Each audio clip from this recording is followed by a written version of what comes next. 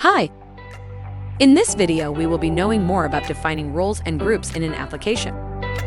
This is a primary task in any organization. Roles and groups determines the responsibilities, access levels, and permissions associated with each role. After role creation, we will also grant the permission for using that. Now we will see how to define roles and groups with Sterlo. To do this, log into the application. On the left side, select Settings. Under Access Control, you can see roles and groups. Here, click on New Roles and Group. Fill in the required fields against the type, whether you are defining role or group, and name and a short description against that. Click on Add.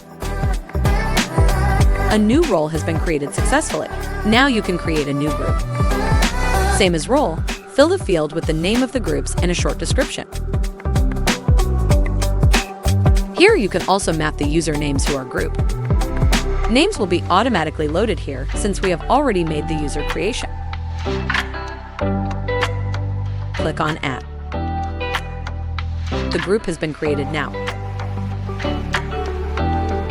The created roles and groups will be listed here. If you want to edit, can do the same by clicking on Edit button. Now we will see how to add permission for this role and group. For this step, you have to select permission from the settings. Click on New Permission. Add details, such as which user is going to be in this role, the company, project, and application details.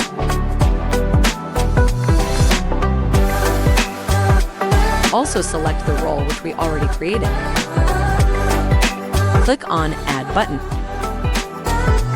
That's it, the role has been granted with the permission. In the same way, similarly, permission for a group can also be given. The changes will be updated when you relog in the application.